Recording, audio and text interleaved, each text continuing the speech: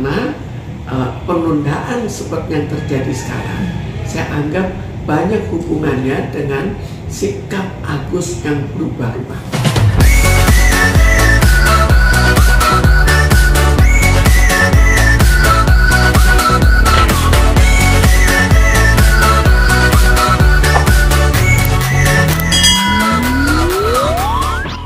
Teriakannya itu suatu teriakan yang luar biasa ya. Tapi sekarang kita lihat sehari-hari apakah memang itu kebiasaan atau tidak dalam teriakannya. Karena di satu pihak dia terkadang kelihatan tidak peduli dengan matanya. Sekarang kok tiba-tiba teriak histeris, ada apa? Apakah soal dananya atau ada suatu faktor lain pada kejiwaannya sehingga bisa tiba-tiba terjadi ledakan dalam teriakannya, dalam kesedihannya, bisa juga dianggap tidak masalah. Jadi ini kan dua hal yang berbeda, bisa juga untuk kejadian yang sama. Lain kali kalau terjadi kejadian yang sama, mungkin dia juga tidak akan teriak, dia akan biasa saja. Jadi belum ada suatu yang konsisten dalam hal jika ada suatu kejadian, maka akibatnya apa? Akibatnya teriakan yang berat atau akibatnya tidak peduli, ini yang tidak konsisten pada dirinya. Kalau spontannya spontan, tapi yang jadi tanda tanya, apakah ada kestabilan dalam jiwanya? Karena kita lihat dari awal, terus saja berubah-ubah juga kan? Dalam pandangannya terhadap matanya, dalam hal niatnya untuk sembuh juga tidak konsisten. Kadang-kadang nggak peduli, kadang-kadang sepertinya ingin sekali juga terhadap masalah uang. Kadang-kadang ya saudaranya pakai saja, kadang-kadang dia teriaknya setengah mati.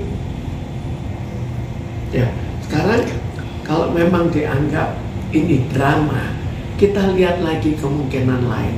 Apakah jiwanya cukup stabil? Karena juga pernah meminta untuk mau bunuh diri dan lain-lain. Itu belum tentu akan bunuh diri, tapi jelas bahwa keinginan sesaat untuk bunuh diri itu suatu merupakan indikasi bahwa dia harus berobat. Paling tidak mencegah kalau itu benar. Jadi harus dilakukan pemeriksaan kejiwaan. Jadi dari situ kita bisa menilai secara lebih detail ada apa di balik semua ini. Ya, ledakan emosional itu bisa saja, tapi ledakan emosional itu penyebabnya macam-macam. Bisa juga ada suatu latar belakang kejiwaan yang tidak stabil, ada juga kebiasaan dia untuk suatu kekecewaan menghasilkan suatu ledakan. Tapi kok dilihat kan tidak selalu ledakan itu terjadi. Jadi ada sesuatu yang sifatnya tidak konsisten. Ini secepatnya diselesaikan, tapi dengan adanya beberapa kejadian sebelum-sebelumnya, mulai dari awal bahwa ada kejadian bahwa 4 orang karyawannya mengatakan dia terlalu emosional dan bentuknya ledakan-ledakan, artinya kan cukup berat, bukan hal yang ringan. Lalu berikutnya juga kita lihat tiap kali dipertanyakan. Ini juga yang membuat bahwa akhirnya putusan itu jadi lambat. Karena tiap kali yang memutuskan itu akhirnya sekarang cenderung, oh ya kita berikan nanti, oh tidak diberikan, tergantung pada reaksi dari Agus. Karena itu sebaiknya kita lihat kejiwaannya bagaimana.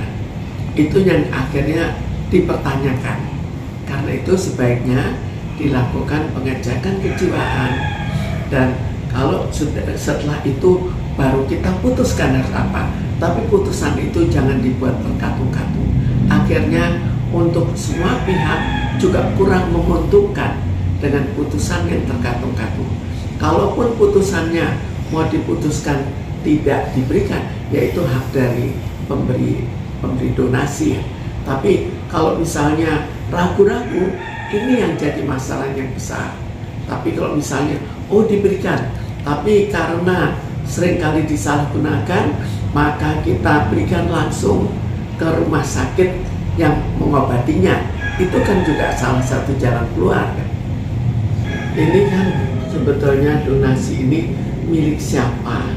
Kalau uangnya milik suatu organisasi, maka organisasi itu berhak untuk menentukan. Siapapun, terserah itu Denny Sumargo atau si A atau si B, boleh saja mengusulkan, tapi menentukan tetap organisasinya kan. Terganggu. Harapannya tetap diselesaikan masalah kejiwaannya, melakukan mendiagnosa apakah jiwanya cukup sehat. Kemudian setelah itu bagaimana kelanjutannya supaya secepatnya diselesaikan, langkah apa yang diambil setelah mengetahui status kejiwaannya. Sekarang kita lihat satu persatu intervensi dari orang-orang lain atau dari instansi manapun. Itu adalah bagaimana kerjasama antara Novi atau organisasinya dengan instansi itu. Jadi tidak semudah itu kita putuskan, karena tetap ada saja kecurigaan atau apa, itu tetap saja ada. Jadi ini kita tidak tahu perundingan sebelumnya. Jadi kita bayangkan ini menuju pada suatu perdamaian atau suatu putusan lah. Kemudian sebelumnya kan mungkin sudah ada pembicaraan. Kalau nanti terlalu ramai, apa yang akan dilakukan? Jadi sebetulnya sudah ada perkiraan putusan yang akan diambil. Kalau keputusan yang diambil walkout, ya mungkin inilah yang terjadi. Jadi kita tanya dulu ke Novi, kenapa sih walkout? Apa artinya walkout bagi dirinya? Kalau saya melihat ya, coba kita lihat dari awal, akhirnya netizen pun terkadang kasihan, terkadang akhirnya benci, terus seringkali berubah-ubah. Kenapa? Karena sikap Agus yang gak berubah-ubah. Karena itu saya anggap yang paling, dan akhirnya sampai mau bunuh diri dan lain-lain, lalu tertawa, lalu sedih secara berlebih, lalu tiba-tiba nanti, saya nggak peduli masalah mata saya, kesannya kan begitu, tidak peduli uang itu dipakai untuk suatu keperluan lain. Jadi membuat suatu keraguan-raguan dari banyak pihak. Karena itu alangkah baiknya kalau dilakukan pengecekan kejiwaannya, lalu kalau sudah dari hasil itu nanti dirundingkan sebagai perundingan yang mungkin hampir final, untuk akhirnya ditentukan apa yang sebaiknya dilakukan. Karena penundaan seperti yang terjadi sekarang, saya anggap banyak hubungannya dengan sikap